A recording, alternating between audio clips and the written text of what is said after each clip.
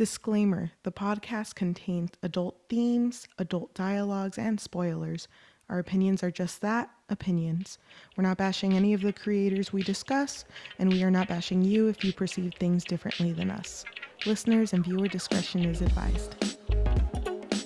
Hello, welcome to another episode of Story and Things, a storytelling podcast. I'm your host, Cheli. And I'm your host, Yajaira. And we are going to talk about a piece of work. A piece of fucking work. Oh, gosh. We have...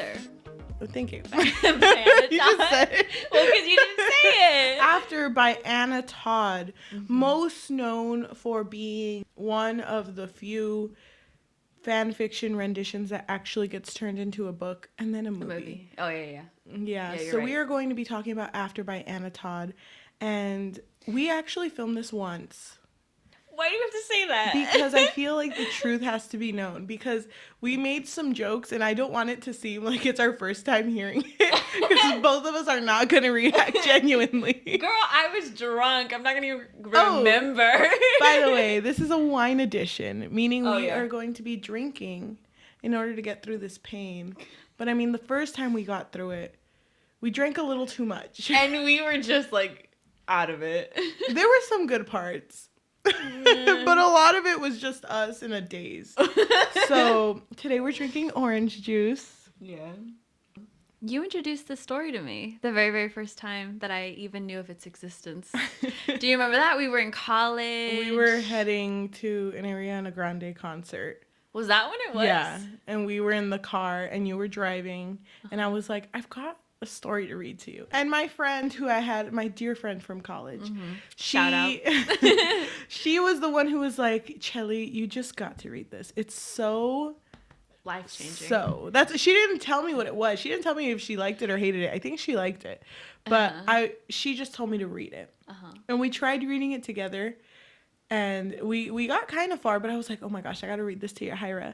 And we were in the car going to an Ariana Grande concert. And I know it changed you as a person because you've never been the same since. You've noticed? Thank you. You know, for the worst. Just been going on jogs in the morning now. I look at the clouds. I just try not to think about this fucking story ever again. It's hard. But we didn't get very far, though. We didn't. I just want to bring that up because we didn't get to the juicy bits. We're going to whine about this book. Let me explain this book in 140 characters and less. Oh, okay. No. Do you think I can? No. Are you going to type it into Twitter or something? Yeah. Okay. No, let me try to explain this book. It's a story that revolves around our main character, Tessa, who is a freshman who is going to go to college, and she has her aspirations in check. She has a beautiful boyfriend named Noah. Yes, I don't remember. She has a wonderful single mom who has worked so hard to get her where she's at. And she's just like a straight A kid who is ready to learn. And wearing long skirts. Yeah. She is very... Is she religious? I can't remember. I have no idea. Okay, keep going, sorry. But, yeah, you know, other people wear short skirts, but she wears t-shirts.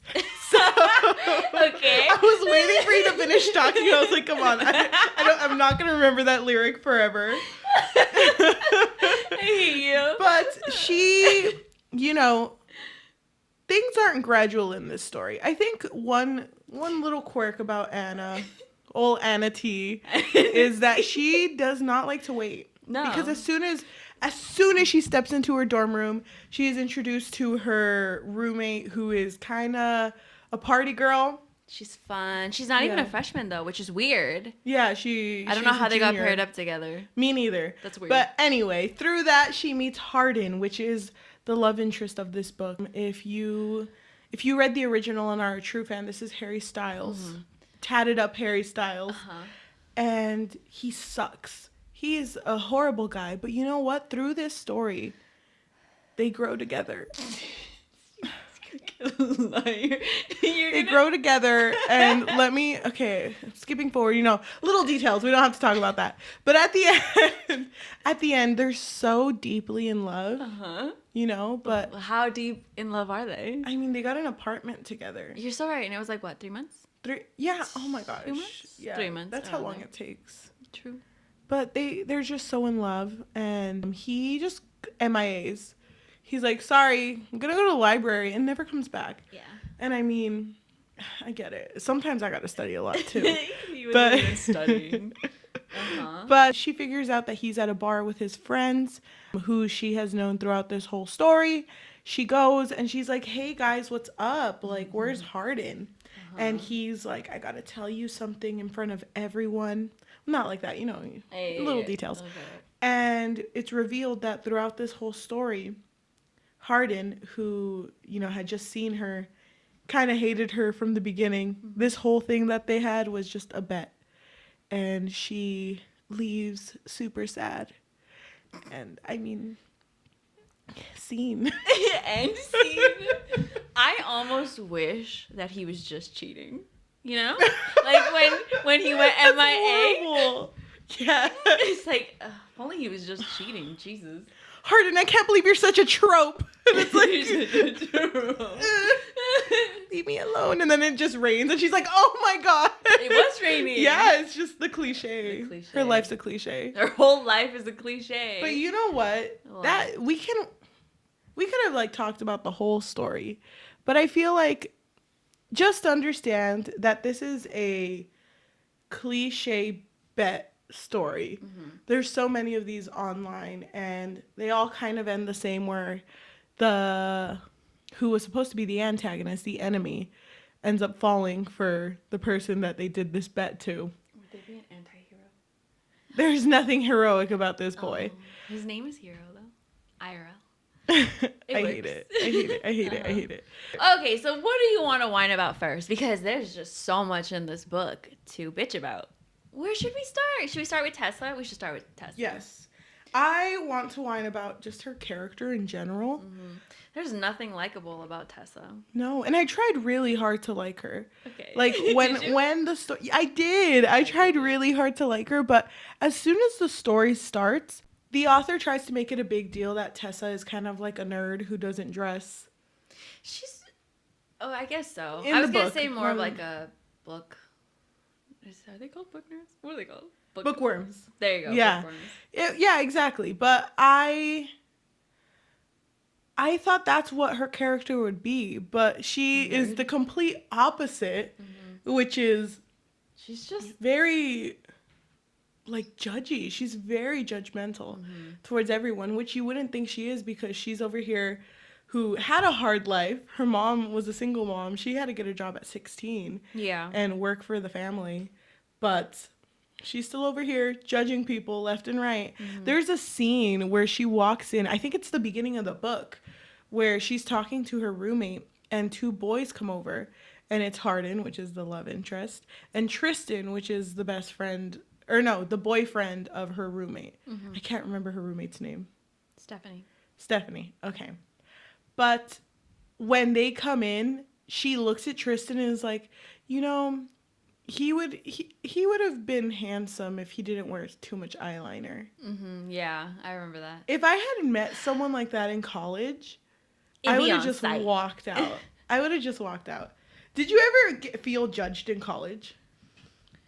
No, because I feel like in college, people just don't care. At least in my experience. Because I feel like the way that Tessa was so high school, It is. And, like, if you don't like a certain group of people, because I'm pretty sure if I tried hard enough, I can find someone who's judgy in college.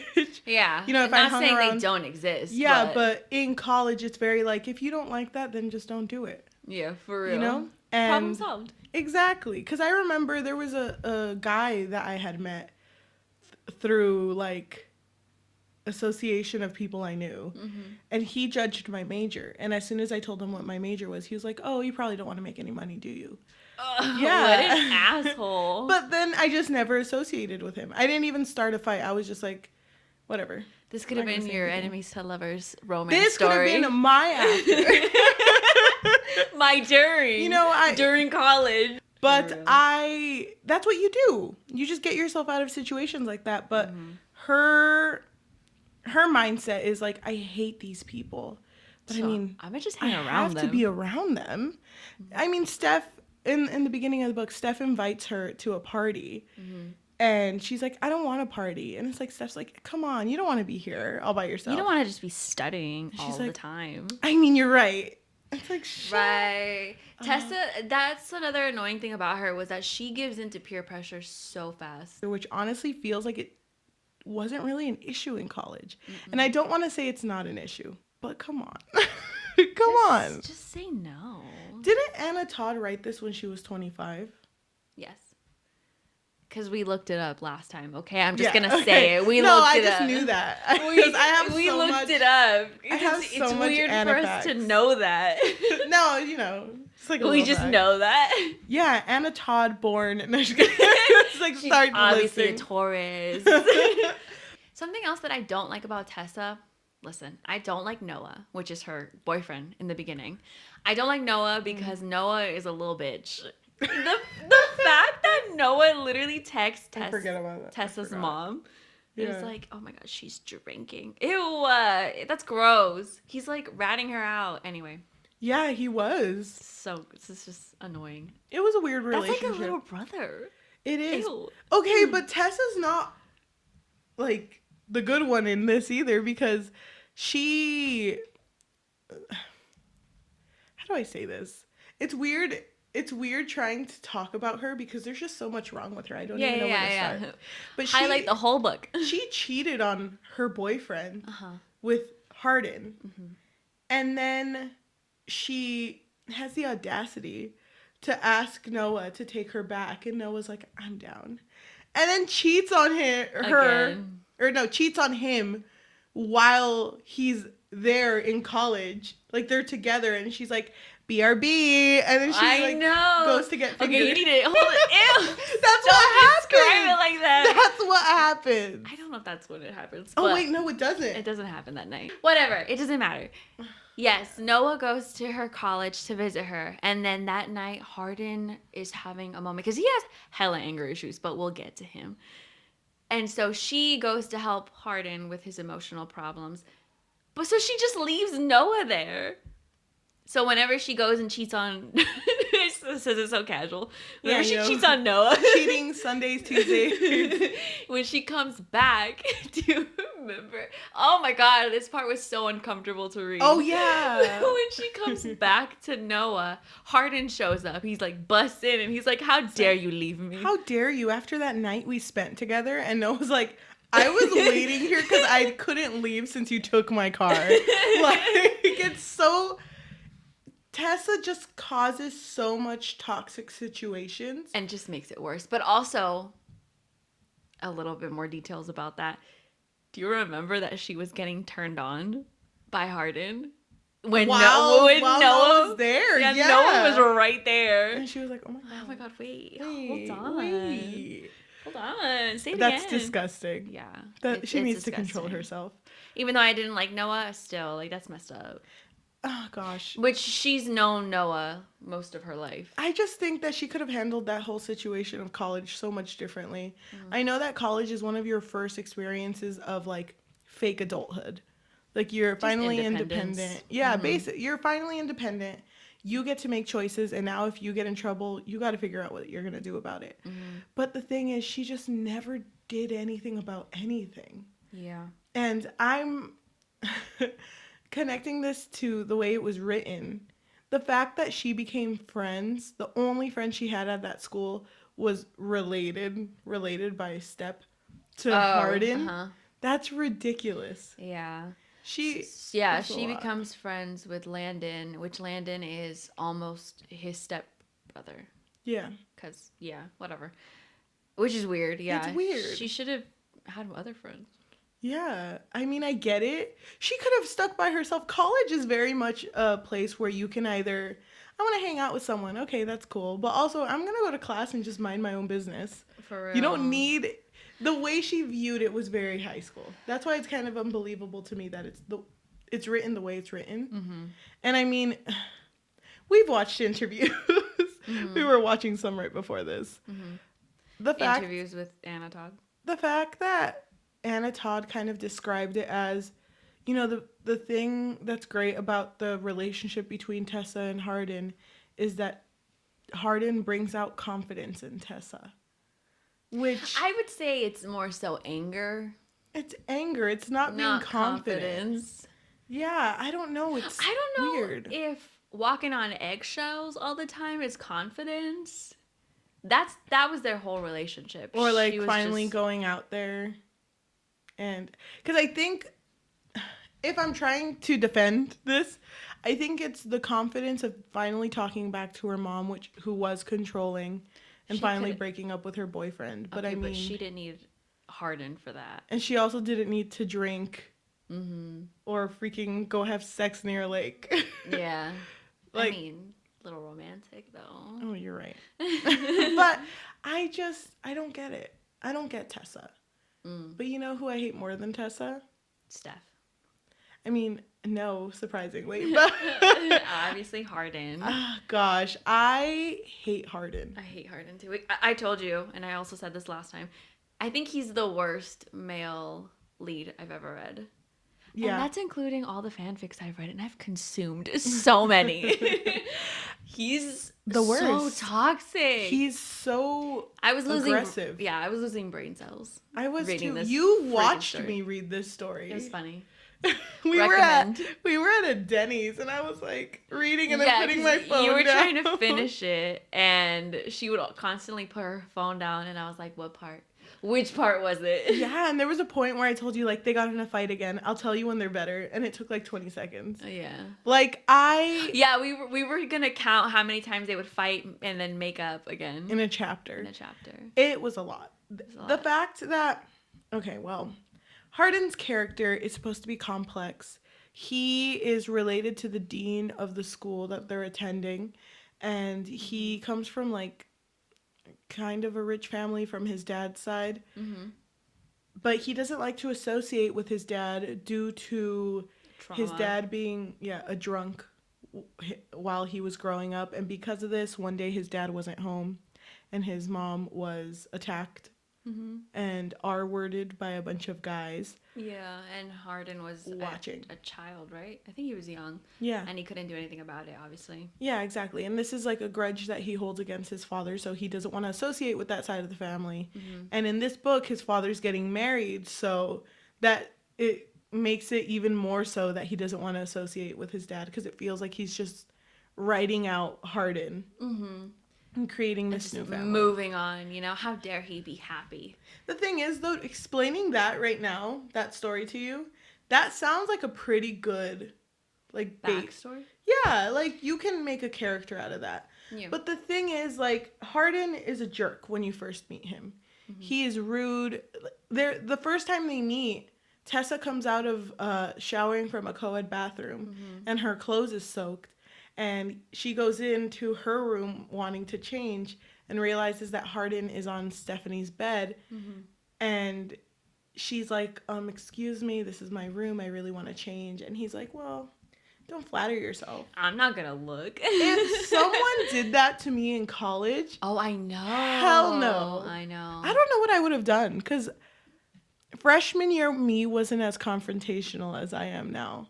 No, yeah, same. I would have cried. I would have cried. That would have made me feel so, like, embarrassed, Yeah. angry. But she did absolutely nothing, and she changed anyway. Didn't she? I think she changed in front of him. Where did she go? Didn't Steph walk in and then she, kicked him out? I don't remember.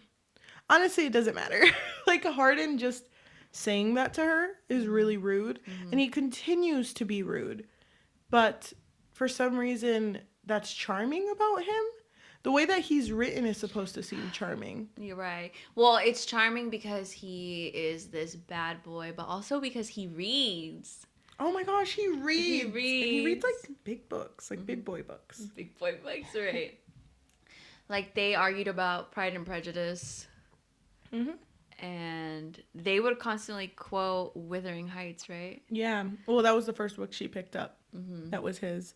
And they just constantly show that, he is smart. He's an intellectual. An intellectual, but he also has anger issues. And he's also tatted up. I don't know. It's like crazy. Right. But just him in general, I understand that because of his trauma, that might have developed anger issues. And I'm not saying that a person can cure everything.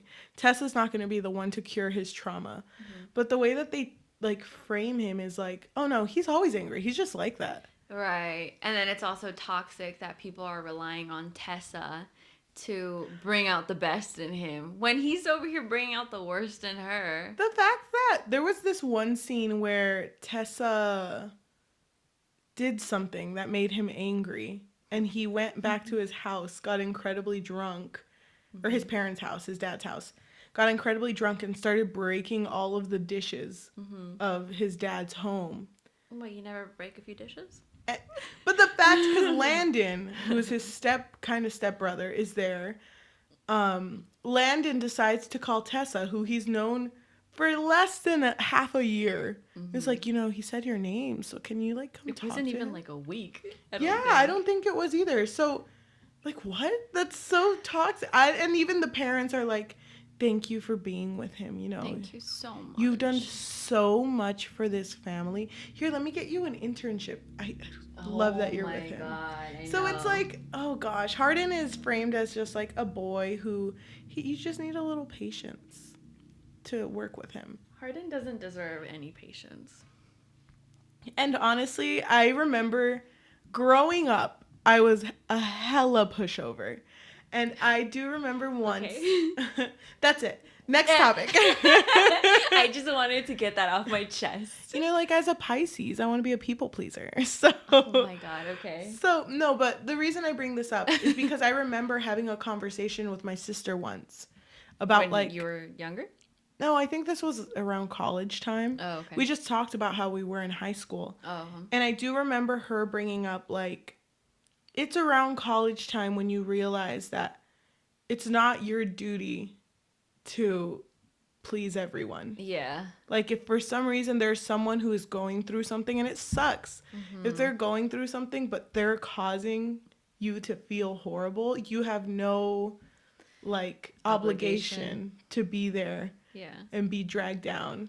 Like there's just so much you can do, but you have to think about yourself too. Yeah, and then I feel like a lot of the times because I know I'm the same way, we wanna offer solutions or we wanna like help people when honestly all you really need to do is just listen. You don't need to go the extra mile. And Tessa's over here being best friends with her parents. His parents, his dad and his wife. It's just weird. It is weird because she starts hanging out with them while Hardin's not there. But that being said, Hardin's a bitch. Yeah, Hardin is a bitch. I don't want to be mean because, listen, his trauma is valid. Yeah. But he's kind of a pussy. Like, just like a little bit, Just the fact that he doesn't know how to handle his emotions is a huge turnoff. But then I don't understand why people write this sort of character, because I don't know, do you think that people find this kind of character hot? I feel like back then people did, because he's also framed as incredibly jealous, and anytime Noah was brought up, he was like whatever about it. But then he has a friend named Zed that's Zane, come on.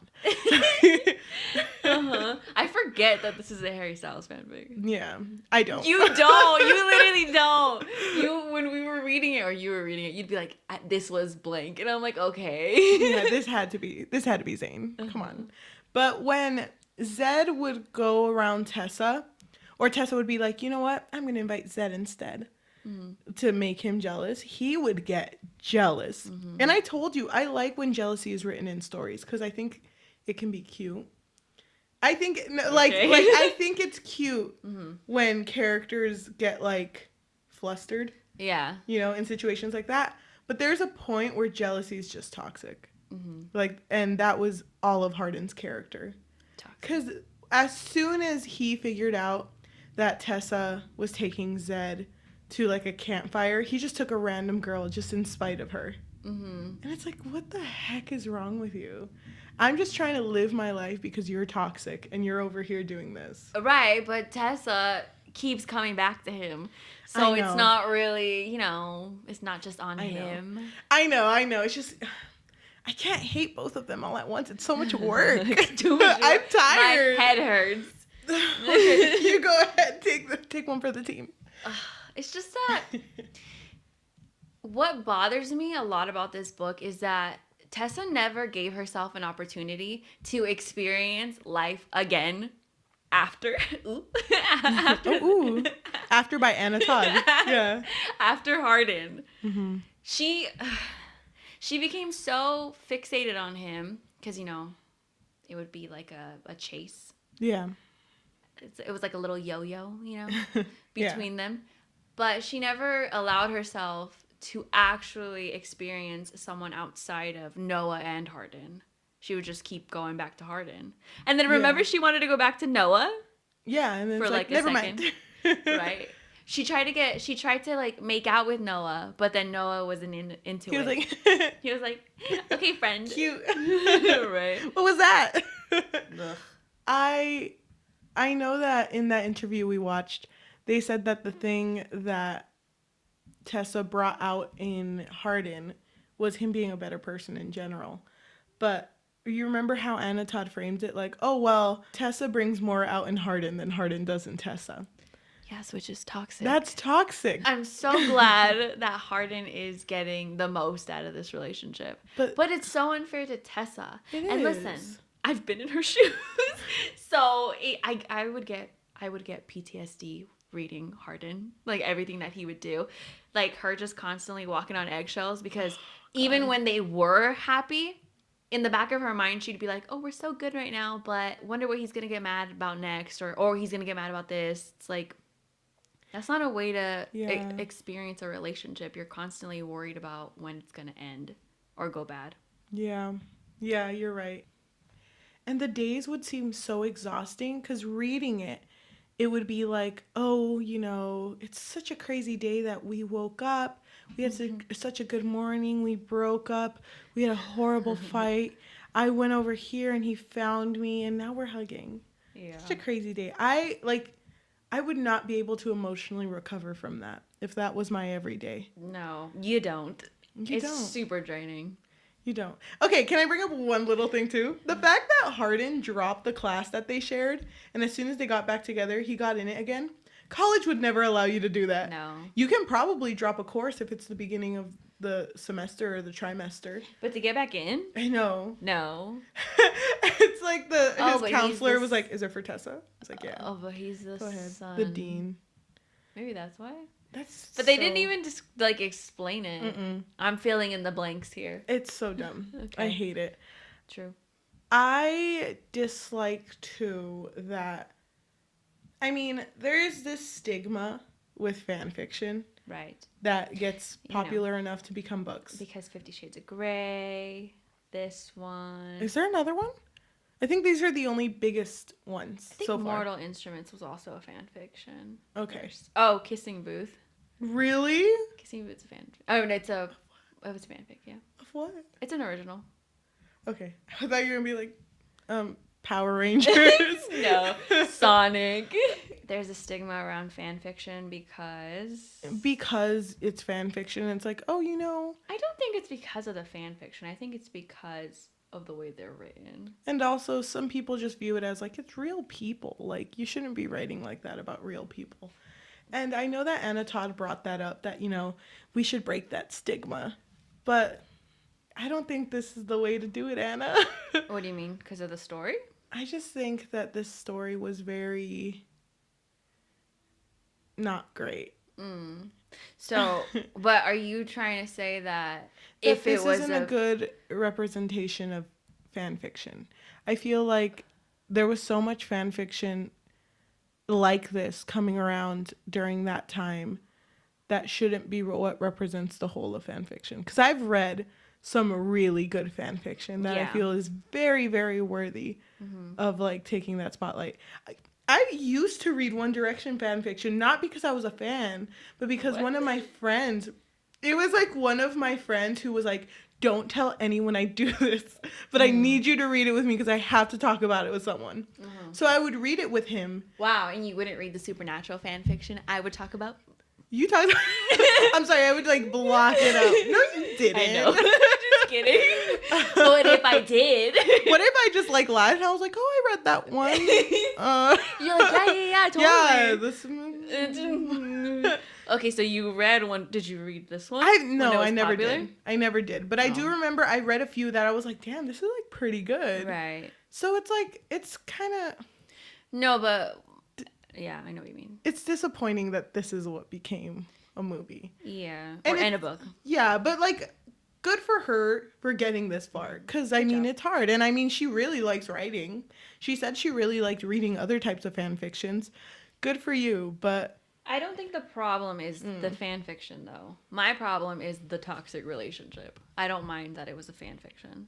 Yeah, me neither. So I don't know why it's framed like that's the worst part. Right? It's literally not. It's not. It's the worst part is Hardin. That's it. And Tessa. Tessa. Yeah. It's both of them. It's the entire premise of this whole story is bad. But like the thing is though, that whole bet thing, like I would have been so much more into this story if I had known it was a bet. Really? Because I feel like I was actually heartbroken when I found it. I was too, but I would have liked... I'm sorry, I cut you off. No, you're fine. But I would have liked it too, whichever way, but I feel like it would have been more impactful seeing Hardin trying to stop this. Or seeing Hardin trying to actually be nice to her. Because he was never really, like, super nice. And I wish, even if we hadn't known it was a bet, it would have been nice to see one moment where you could have... after reading this whole story, gone back and been like, this is when he fell in love. Type of thing. Because I have no idea when he fell in love with her. I don't either. I don't even think he loved her. I don't think he loves her. Because, like, there's a point where they, after 3 months of dating, because they're so freaking close, they can never get off each other except when they're at each other's throats. But, it doesn't happen often. Right. They move in together, and there's a point where she's going to work, and he's like, let's switch cars for some reason. Because, I'll just drive your car over there, and then you can take that car, and I'll take my... And it's like, whatever, fine. I'll take your fucking car. So she takes his car, and then when she gets out of work, she sees that he gave the car a paint job. And even like before that, them living in an apartment, he paid the down payment and everything.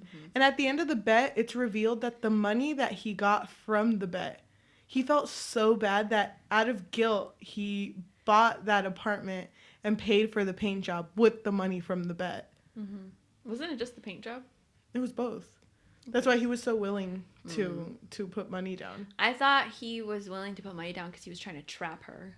Oh my God. But I mean, either That's what way. it felt like though, right? It felt like he was very like, you can't be mad at me. Look at your ride. Or look at your sick ride. You see any chips? No. Because I know a guy and he did a pretty good job. Oh, God. Oh my God. Yeah, that's toxic. I hate it. I hate it so much. I regret to inform everyone that after I finished reading the first one, I really wanted to read the second one. Did you? Because I just wanted to know if they were going to get... I knew they were going to get back together. But there's like 7 books. How can this one possibly be different than all the other fights that happened in this book? Like, because this is so impactful, will they reconcile in a different way? They didn't. They just ended up back together. Yeah. It was like she got really drunk. Well, I watched the movie. I didn't read the second book. Right. But she got really drunk, called him, and then they... Right. Yeah. They had sex. Yeah, and like then, they do. And then they were like in a weird, we're not together, but we're together type of thing. And then they were together and it was okay. Yeah, they never really talk. Okay, we're not talking about the second book, but... No, I know we're really not. Talk about it. They don't really talk about their feelings, period. Never. That's weird. I know. I don't think I would ever move in with someone until I knew. But the thing is, I see nothing wrong with moving in with someone in general. Like, if you want to move in with them, that's fine. Right. But just know that that's a commitment. Yeah. I hate this book. Are there any specific scenes that you want to talk about that you hated? Yes, I do feel that it was so manipulative how he told her that he loved her. Because they fought and he was with Molly, who she was constantly jealous of. he was with Molly, and I think they kissed, right? But she also kisses someone else, and she gets mad because he kissed Molly. Yeah. And so she's leaving, and he's like, Tessa, I love you. And everyone's there to hear it. Yeah, and she's just like, what the heck? You're freaking crazy. Yeah, it felt very... And you know what? That too, I don't even know if that was a real I love you as the reader. No. Like, I don't know what I'm supposed to feel about that situation. I just feel like he's just manipulative. Yeah, Every and that time... was just another part that he was supposed to meet for the bet. Yeah, so every time I felt like... So every time he felt further apart from her, that's when he would try to grab her again and somehow reel her back into his life. Mm-hmm. That's what I felt like. I just felt like he was so manipulative. And I hated how... What is that term called? Like when he makes himself seem like the victim, so then she feels bad about it. They both do that to each other, though. Yeah, but I feel stronger about him, so... Do you remember that scene where Tessa... I'm sorry, I have receipts on my phone because I screenshotted it while I was reading. Okay. But there's a scene in chapter 17 where they're talking and Hardin is being super aggressive. Uh-huh. And she's like, you know what? I've been nothing but nice to you, and you're nothing but rude to me. And here I actually thought at one point we could be friends. And it's like, Tessa, you've never been nice to this boy. Ever. And there's no way you guys are going to be friends. Yeah, like just, you don't have to be friends with everyone in college. College is so big. Mm-hmm. You don't have to talk to him. Exactly. I've met people in college where I was friends with them.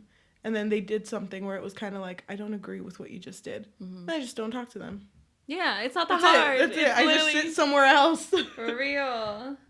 It's really not that hard. But for whatever reason, she's just so focused on Hardin. Mm-hmm. But they're both trash, though. They're both trash. I have a few other things. Okay, go ahead. Okay. I have a lot. Okay, we'll cut it short. Okay, I will. Chapter 37. I don't remember the context of this one, but there's a point where they get in a really bad fight. I think this was after he kissed Molly, and she goes home, and he's there on her bed, and Hardin says, I'm not going to apologize. And she just says, I know you aren't. Like, that makes me feel so angry for her, you know? Mm-hmm. Like, why are you continuing to put yourself in these situations? You can just move on. It's not that hard, you know? He's not hard. even that great. I want to talk about what people thought about this book. Because we just went on Goodreads. Are you on Goodreads? I'm on Goodreads. I thought this book was going to, like, have a bad review. Yeah. Rating. I thought the stars were going to be less than, 2. Yeah, me too. It's a 3.73 out of 5. For real? That's... Who rated it? Anna Todd with all her, troll accounts. She's over here rating it. She has the time, you think? I feel so... Should you feel bad for authors if their writing's not great? Yeah. I feel bad for her. I feel bad for her. Because the thing is, I don't think she's incapable of writing. I just think that Tessa and Hardin aren't good characters. No, they suck. You know what I mean? Mm-hmm. But if I wrote something similar to this, would you still love me, or would you disown me? Your face. So let's read our first news. Oh my god. No. She would disown me. Okay. I'll answer that truthfully. If you wrote this in high school, I think I would have been down for it because I was in high school. But then when I realized what it was, and if you were still down for it, you're like, this is gonna... Did I tell you? They contacted me. This is gonna be a movie. You want to be in it? I want my one line. Yeah, your one line. But I don't know. I think I would talk to you. Like a therapist? Would you be offended, though, if I pulled... Think of any story you've ever written. Just one that you really like. Okay, do you have it in your mind? Yes, I do. If I went up to you and I was just like, I don't think this is good. Like, I think this story is really Is it already published? Yes. Damn. It's already published and a lot of people like it, and I just tell you, I don't want you to be known as the person who, writes this. So what do I do? Do I just, No, how would you feel? Go around and burn all the copies? What do I do? You're like, thank you for telling me. Thank you. Get rid of them. Scrap them. Cheli doesn't like it. No, I feel like I would ask for your approval before I get anything published. But I don't want you to like not publish something if I don't like it, you know? Because you're not gonna like it. You think you're not gonna like it? I mean, no, just kidding. I I'm don't. picky, apparently. No, but we both have like the same mindset on like a lot of things. Yeah, that's why I'm saying If I would appreciate your approval. If I told you before you published it, like you were like, this is the one I'm gonna take to an agency, and I was like, I read it, and I'm just gonna be super honest with you, I don't like your character, blank and blank. Oh. What would you say back to that though? And what if I gave you reasons, like, you know, when you just page 107 when you just punched him in the face and he was like, oh. Because yeah. I don't think I agree. Okay, I think I would respect it. You would? I would listen to you, yeah. But would you change it? Yes. Because there's a lot. Because it's you. I think I would do it because it's you. Because remember, I used to do workshops. Remember? Yeah. And they would criticize whatever I wrote at the time. And you were like, thank you for having opinions, but you're all wrong. Thank you for telling me. No, that wasn't how it was. It did make me realize that there's things in books or in my writing that I don't think about. Mm-hmm. For example, like I told you, like the setting. I never really focused on setting.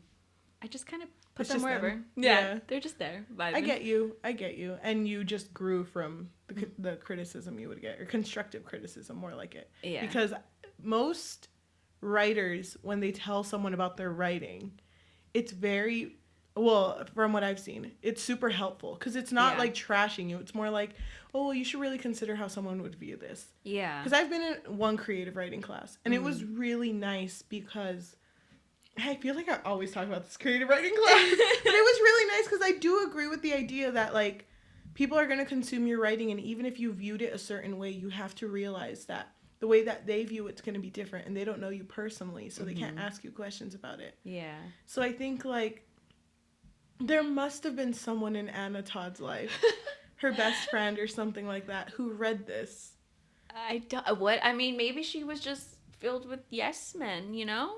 Maybe everyone around her was like, yes, Hardin. Well, we saw the interview. Yeah. Remember, she said that she liked it because they felt like real people. But they're... I can understand that. But if you're going to have real people, at least have real growth. Yeah. You know? Like, have Tessa move on from Hardin, and if they want to come back to each other, okay, whatever, but, like, have them grow first. You know, and to talk about crows. Throw here. Thank you for the sound effect. To talk about crows. I feel like every episode we do, we reference another episode we've done. Why is that? Because... I don't know. Honestly. Does anyone ever do that? I don't think you're supposed to. I don't think that's good podcast etiquette. No. So if you've read Crows, I just want to talk about like when a character is in love with another character, but they know that they're not emotionally or mentally ready to be with that character. I think that's good growth because they know that like they're not ready. This isn't gonna work, and I'm just gonna bring you down. Yeah. That's I agree. Good growth. I agree. And even if Hardin and Tessa were together for a while and it was toxic and they both like grew distant, but then Hardin was like, went to therapy. I have to change not only for her but for me. You know, that would have been good. I don't know. No, I agree. I agree. Yeah. I found a review that I want to read. Okay. Do I say her name? Just say it. Okay. Her name is April. We'll just it makes it easier. There's so many Aprils in this world, so no one's gonna find her. They find her. April from third period. I know her. We both went on Goodreads, and we decided to to whine more about this. Why don't we read some reviews that people have left? And I told you, I realized that there's a lot of negative reviews, but it got a good rating. And you did bring up a good point. I just feel like it's the angry people that are more likely to leave a review. Yeah, exactly. So, unless someone's being paid to give it a good rating. Or unless someone like the sweet soul of April wants to write a review that's a 3 out of 5 stars. Oh, it's a 3? Okay. Yeah, cool. She liked it. She read this story wanting to form her own opinion, but she said she wasn't a One Direction fan. She wasn't a Harry Styles fan. But she was so set on hating this book, she thought she would. But after she started reading it, she realized that she really liked it. Oh, So interesting. this is what she wrote.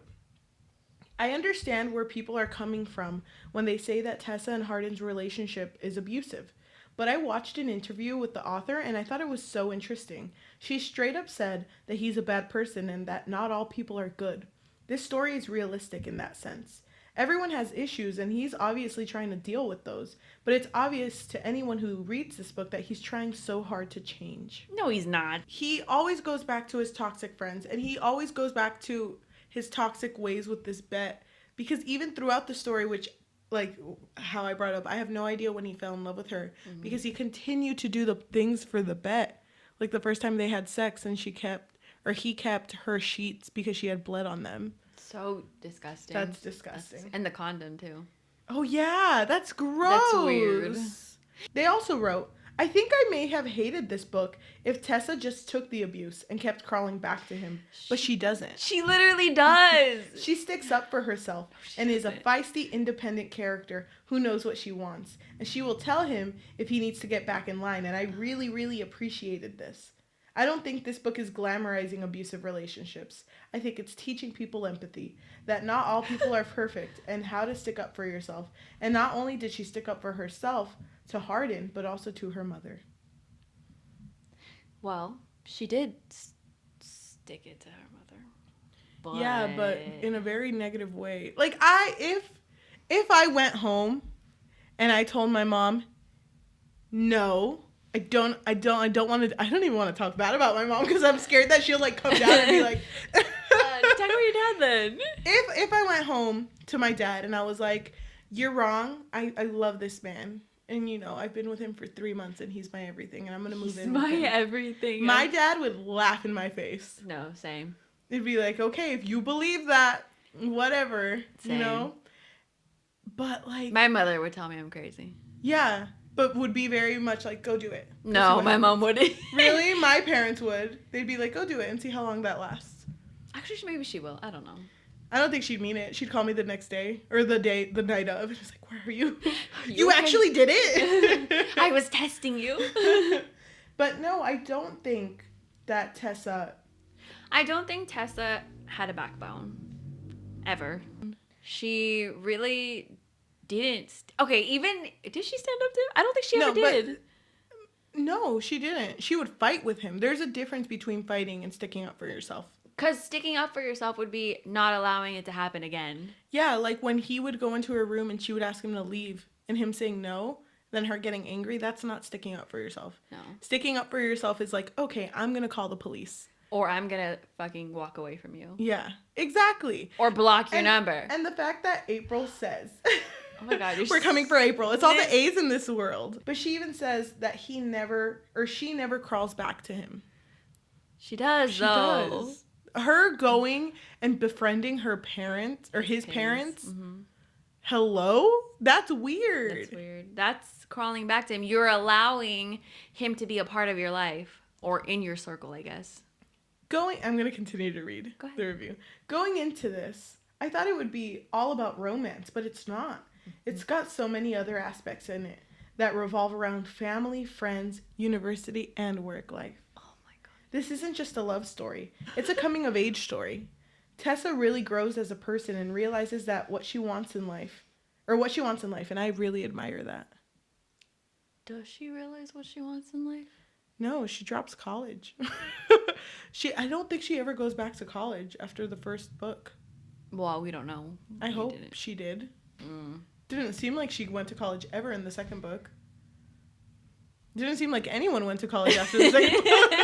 The whole college closed down. For real. I'm not saying that college has to be your entire life. You can go to your first year of college and realize it's not for you. Mm-hmm. That's fine. I don't really think she knew what she wanted out of her life. No. You know, and I understand because her mom did want to dictate most of her life. And so she's finally getting some freedom. But still, she's letting it revolve around Hardin. Yeah, around a boy. Gross. It's weird. Mm-hmm. That's weird that her life is basically dictated by whether or not she's going to be with him or not. Mm-hmm. And this isn't a coming-of-age story at all. No. she's of age. Like she's there. She made it. I did not feel like there was any other aspect in the story except for whatever they had going on. Yeah, because it's not like there was much surrounding the university. There wasn't anything about her school. Yeah. You know what's really funny? What? This felt like a fan fiction. I know it was. But this felt like a fan fiction because have you ever read fan fiction? Yes. Where there's one specific class that they go to, like a college and that's one. it. Just one that they go to, and it's always written in the way that you can tell the author just had a class like this. Yeah. Or like you just read this book and that's why you're talking about it. Mm-hmm. That's how her college courses felt. Because it was like, damn, how convenient that your college course is just surrounding your life right now. You only talked about 2 novels in college. Hello. And they're both revolving around your life. Or you know what I mean? It's weird. Mm-hmm. I didn't feel like she ever went to college. That classroom, as soon as she walked in, it was just a way to gear the plot forward. Yeah, which There's is nothing fine. else about it. Yeah, but still, it was... I wouldn't say it had much to do with the university, though. No, it didn't. Family, though. I'll give him that. Okay. Family. For Hardin, yeah. For the mom, or for Tessa, it was only the mom, but I mean... Mm-hmm. We learned more about the dad later. Yeah. Okay. Just know that I understand where the haters are coming from. Mm-hmm. But Hardin is changing for the better and is trying so hard to be good for Tessa. And Tessa's a badass who can hold her own and is trying to help Hardin get over his past and become a better person. And that's what matters, that he's trying and that she has the compassion to help him. I'm surprised that I didn't turn out to be one of the people hating on this book, and I am so glad that I gave it a chance. Don't be embarrassed to read this book because of all the hate you see. I say to give it a go and form your own opinion, and I ask you not to judge it based on the fact that it's a fan fiction. I'm not judging it because it's a fan fiction. I'm judging it because it's bad. I'm judging it because it fucking sucks. Yeah, it does suck. Sorry, April. I respect that opinion. I don't agree, though. I respect it. It's a different perspective, you know? I disrespect it. Disrespect it. No, I get you. I don't know how people can read this and not lose brain cells. I was legit, like, pulling my hair. I was so exhausted. It felt like we needed therapy after this, you know? Yeah. We were personally victimized by Hardin. Isn't it funny, though? Because the girl that I knew in college that read this book, I love her. I love her. If she ever watches this, because she knows we have a podcast. Hi. I love you so much. But she read this, and if she did like it, I know for a fact that this girl would never like put herself through a situation like this. I know her. No, you can't judge my friend. Okay. No, but I know for a fact that she would never put herself in a situation like this because we've talked about things like this. And, you know, she's very, like, put her foot down. Mm-hmm. So, like, that I guess that kind of goes with not everyone's going to follow what happens in writing. So yeah. Not all writing is No, I mean, I'm not saying that people that like this will be influenced to be in that. Yeah, I'm not saying that. I mean, but maybe. I'm saying that some people will. Like, I don't think so. You don't think so? I mean, I'm around the impressionable youth most of my day. Well, we're not talking about the youth right now. But that's who reads it. But this is explicit. Well, you know a kid's going to pick up a book. Okay, but there are worse books than this. There shouldn't be more books like this, is what I mean. Because they're going to continue to go around, and people are going to continue to see, like, oh, yeah, that person got it, so why can't I? Because there are some people who purposely make problematic things because they know people will consume it. There's problematic people who will continue to make content because they know people will consume it. And it's like, if we're continuing that cycle, the younger people who do end up reading this are going to be like, oh, well, I mean, that's pretty cool. I'll do it too. Even if you're not going to be the person who gets in a toxic relationship, you can be the person who writes about getting in a toxic relationship. Right. And then, like, Anna Todd saying that, you know, they're growing, it's fine. It's just going to create more, like... Maybe they do grow by the end of it. Okay, fine, we'll read the other books. No. But you know what I mean? It's like, it's never going to get better. Yeah, if people don't call it out. Right, but the way that you say it, it's almost like you want to censor it. I get what you mean. I don't really want to censor anybody. I just don't like this book. Yeah. And I'm not, I don't have kids. So I don't really, I have kids. I don't have I have kids. a kid. Yeah. She's 17. She's so tiny. I mean, by that, then I do have a kid too. Yeah. He's 16. Oh my God. Okay. But wow. You're right. I don't believe that people should censor what they want to put out into this world. And even like, I don't think people should censor certain like things that have happened that they want to write about. So like if you want to write about a book about a toxic relationship, then go ahead and write about it. But just know that when you talk about it, don't try to make it seem like it's not what it is. Don't make it seem like it's such a fun time. When she talks about Hardin, she never mentions how toxic he is. It's just like, no, he's just a little damaged, and it's like, he's not. He's not okay. Damaged. Yeah, he is not okay, and you have to talk about that. You know what I mean? Yeah, I get what you mean. Like if the intention was different, then we would probably receive it differently. Yeah. Do you remember the story A Child Called It? Unfortunately, yes. Did you like it? The book?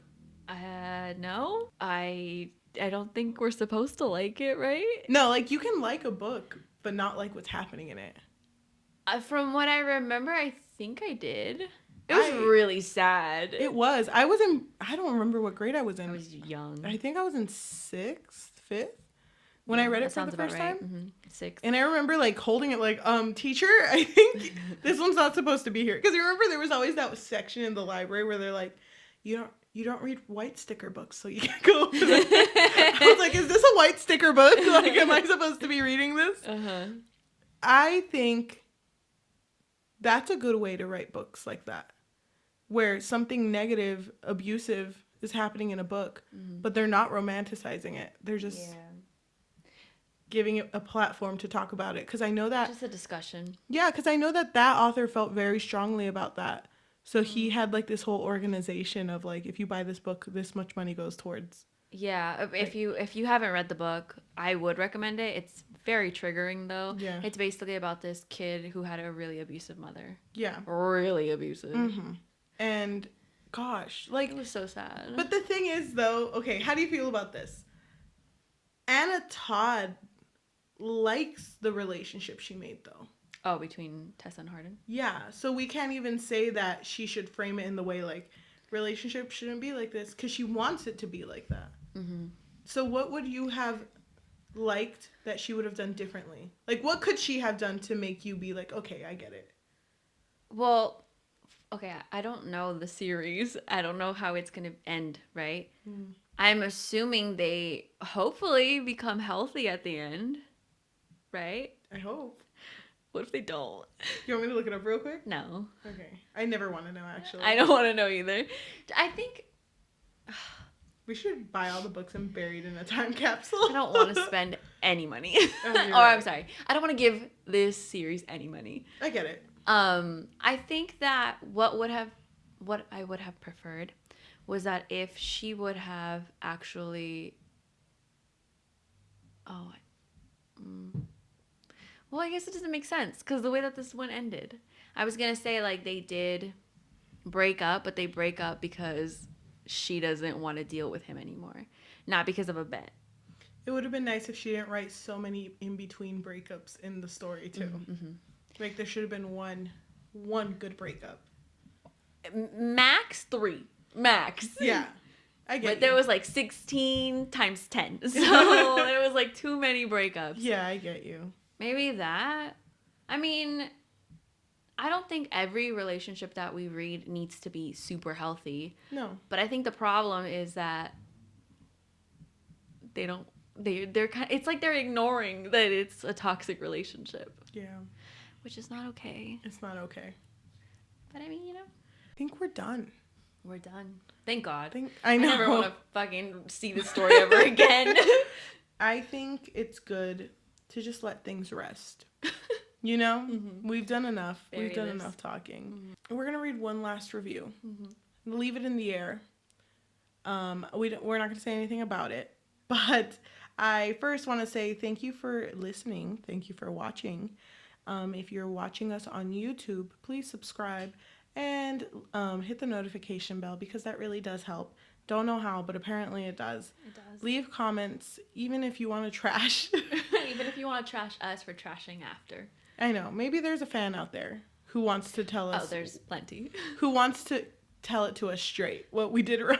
They're going to tell us why we're wrong, and then they're going to cite it. Oh, thank you. If you want to do that, go ahead. I want to hear it. Mm-hmm. But if you also just want to discuss this with us, please, because I would want to talk about this with someone. Mm-hmm. If you are listening to us on Spotify, Apple Music, or Amazon Music, please leave a review because that really helps with analytics. It really helps get boosted. The best way to get known is by word of mouth. So please and thank you. Leave a review. But you want to read your last... Okay, your last Goodreads review? Here is the last Goodreads review of the day. And it is by Kirsten. Okay. They wrote, "If it was possible for me to give a book less than a star, I would do it. I feel like Anna Todd grabbed the definition of what makes an emotionally abusive partner, then made a list of those attributes and didn't finish the book until all of the boxes have been checked. I have never read a book that has zero character development. Even some of the crappiest books I've read had some sort of plot, or at least some sort of development with the characters. This is just fight, make out, fight, escalated making out, fight, sex, with no rhyme, no reason. They never get along. If anything, they digress as characters. There is no love or development to this quote-unquote romance. It's just two insecure kids that want to bang, get angry about it, throw shit at each other, then bang. Ugh. Please, can we stop with this garbage already? I bought all 3 books because they were highly recommended new adult, and I just want to cry over the money I've now wasted. And these are books I don't even want to put on my shelf. 1 out of 5 stars. Damn. Thank you for listening. Thank We will see you. you next week. Goodbye. Bye.